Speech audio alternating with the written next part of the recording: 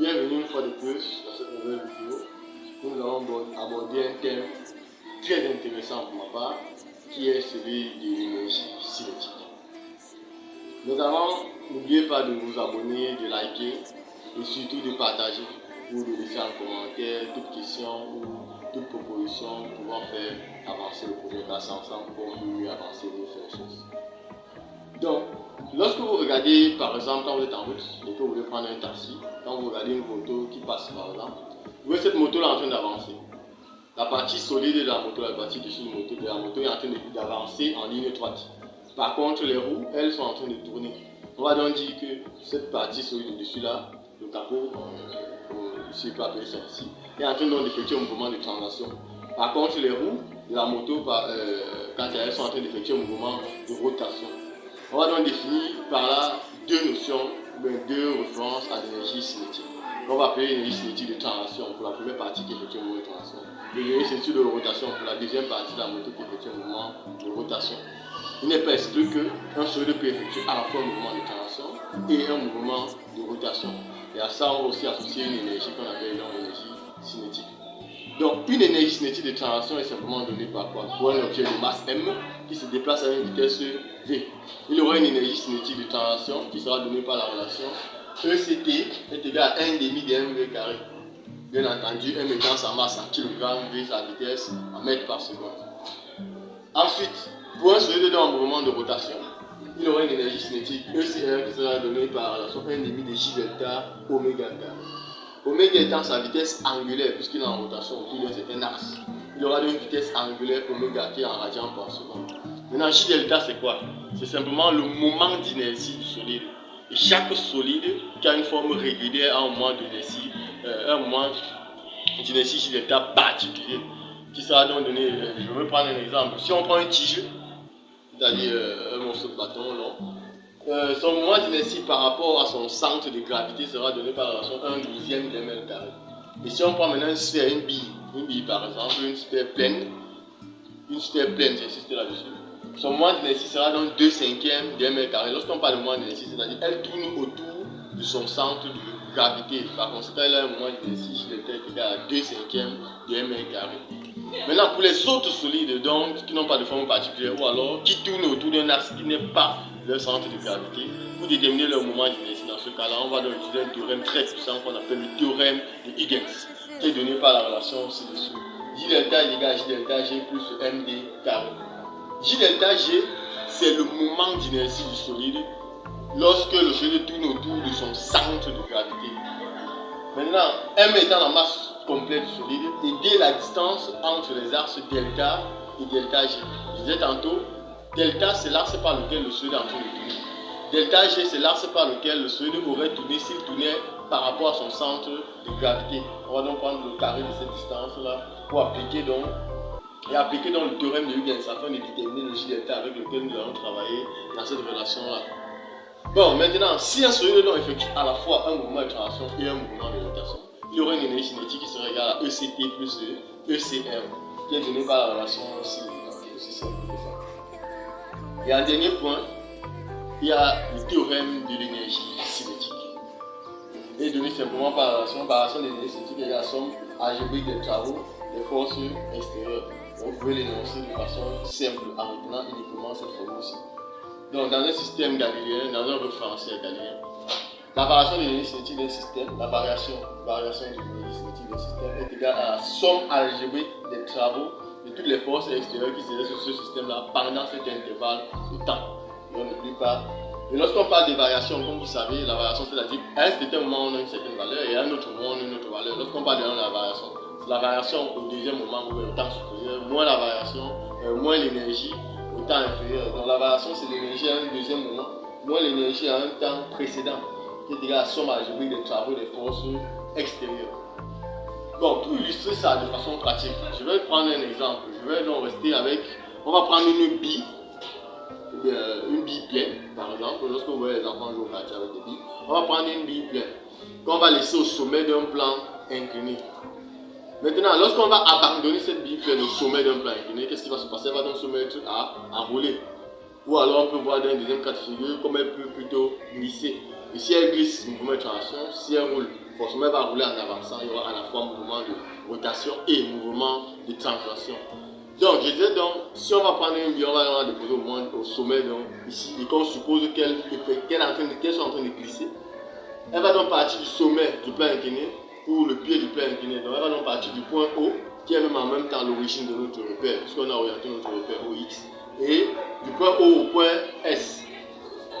Les forces qui vont donc s'appliquer sur notre bille seront le poids, qui est lié directement à la bille, la force de frottement, puisqu'elle est en train de glisser sur un sol rugueux, et la réaction. Et bien sûr, la force de frottement est placée dans ce cas-ci parce qu'on a parlé de sol rugueux. Maintenant, si on est sur un sol parfaitement lisse, il n'y aura pas de force de frottement. Maintenant, la bille part d'ici sans vitesse initiale, c'est-à-dire on l'a lâché, on l'a abandonné à ce niveau-ci, c'est-à-dire la vitesse initiale est égale à 0.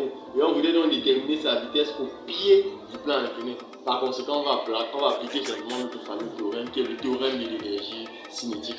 Soit disant que la variation de l'énergie cinétique est égale simplement, comme on l'a dit, à la somme algébrique des travaux de toutes les forces extérieures qui s'exercent sur le solide entre le point O et le point S. Par conséquent, comme la variation c'est l'énergie cinétique finale, c'est-à-dire l'énergie cinétique en F, moins l'énergie cinétique en O, sera égal au travail de toutes les forces extérieures, c'est-à-dire le travail du poids, plus le travail de la force du mouvement, plus le travail de la réaction. Maintenant, le travail de cette réaction-là, qu'on peut encore appeler réaction normale étant donné qu'il y a des forces de mouvement, le travail de cette réaction normale-là est toujours nul. Pourquoi est-ce que le travail de la réaction est toujours nul? Simplement parce que la réaction est toujours perpendiculaire au déplacement. Par conséquent, son travail est nul. Bien sûr, il faut à titre de rappel, le travail d'une force est donné simplement par le produit carré de la force du vecteur déplacement. Maintenant, étant donné que nous voulons l'énergie cinétique en S, on va donc faire 1 demi de M, vitesse en S au carré, moins l'énergie cinétique en O, c'est 0, parce qu'on a bien dit que le sol était abandonné là-bas sans vitesse initiale. Par conséquent, la vitesse en O étant 0, l'énergie cinétique en O vaut 0, est égal au travail du poids. Si vous vous rappelez, le travail du poids d'un corps ne dépend pas du chemin suivi, mais uniquement de la différence d'altitude entre la position de départ et la position d'arrivée. On quitte donc d'un point O pour un point S. On est en train de quitter d'un point qui est plus en haut pour un point qui est plus en bas. Par conséquent, le travail du poids sera donc simplement MEGH, avec H étant la différence d'altitude entre les deux points. Maintenant, le travail de la force de frottement, on va appliquer simplement la formule travail de la force égale à produit carré de la force du vecteur déplacement. Dans le cas si l'angle entre la force de frottement qui est en train d'aller au sens opposé au sens des X, le déplacement se fait dans le sens des X, l'angle entre les deux, entre la force et le déplacement est de 180 degrés, le côté de 180 degrés étant moins 1. Par conséquent, le travail de la force de frottement est dans ce cas moins FD, D étant la distance du déplacement, c'est-à-dire OS, plus le travail de la réaction normale qui vaut 0, on l'a déjà expliqué. Par conséquent, très rapidement, on va tirer ici. La vitesse au point S sera simplement égale à quoi? La racine carrée de 2GH moins 2FOS sur M. Voilà. Il suffit maintenant à partir d'ici de rentrer dans les données, de regarder les valeurs et de faire l'application numérique. Donc voilà simplement comment est-ce qu'on applique le théorème de l'énergie cinétique. Il ne faut pas se casser la tête à chercher à avoir des trucs compliqués. Donc dès que vous avez une vitesse et que vous cherchez une deuxième vitesse, vous appliquez le théorème de l'énergie cinétique. Maintenant, si j'ai deux vitesses et que je cherche un autre élément, je peux rapidement appliquer le théorème de l'énergie cinétique afin d'avoir cet élément-là, que ce soit une distance, que ce soit une force ou que ce soit un angle. Maintenant, H, on a dit que H était la différence d'altitude entre le point O et le point S. H, c'est en fait cette différence d'altitude ici.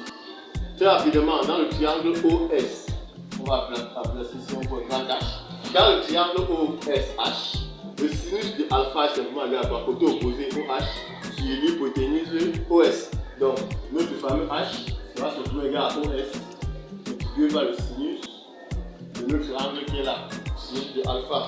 Et puis c'est tout. Maintenant, en dernier point, revenons un temps soit peu sur le théorème de Huygens. On a dit que le théorème de Huygens se donnait par ceci. Il faut faire un petit cas pratique. C'est-à-dire qu'on va prendre une petite tige, là, longue, de masse M et de longueur L. Voici son centre de gravité ici, G, en principe. Donc cet axe qui passe par son centre de gravité est appelé delta delta G. Prenons maintenant un axe delta qui passe par ce point-ci. Alors, qu'est-ce qu'on aurait? D étant la distance entre les deux axes delta et delta G. Alors, le moment d'inertie de cette tige-ci par rapport à cet axe delta est simplement égal, d'après le théorème de Huygens, au moment d'inertie de la tige par rapport à l'axe G, plus la masse de la tige multipliée par le carré de la distance entre les deux axes. Et maintenant, J delta d'une tige homogène, c'est 1/12 de ML carré plus le MD au carré. Maintenant, D va varier. D va donc dépendre de la distance entre l'axe delta et l'axe delta G. Si l'axe delta est ici à l'extrémité, alors la distance D sera simplement égale à L sur 2. Si ça vient être ici au milieu, la distance sera donc L sur 4 et ainsi de suite. Donc ça va dépendre donc de la position maintenant de l'axe delta et de l'axe delta G. C'est tout. Une fois qu'on a ce moment d'inertie, maintenant, pour avoir donc l'énergie cinétique de la tige, puisque ça rote par rapport à l'axe delta, on applique simplement la formule qu'on a déjà donnée plus haut. L'énergie cinétique de rotation, 1,5 de J delta multiplié par oméga au carré. On a bien dit, on insiste là-dessus, oméga étant la vitesse angulaire.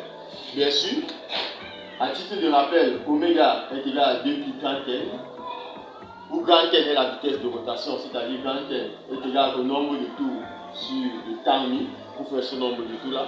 Et d'autre part aussi, on sait que la vitesse linéaire V est égale à 2 pi Rn. Voilà, par conséquent, il peut donc avoir une relation entre la vitesse angulaire et la vitesse linéaire, qui est donnée par la relation vitesse linéaire est égale au rayon de la trajectoire multiplié par la vitesse angulaire. Donc vous pouvez jouer avec toutes ces formules-là et puis remplacer là-bas, faire des cas pratiques. Bon, j'espère que cette vidéo vous a plu et que ça vous a apporté de nouvelles notions, des éclaircies par rapport à ce que vous saviez ou bien ce que vous croyez savoir.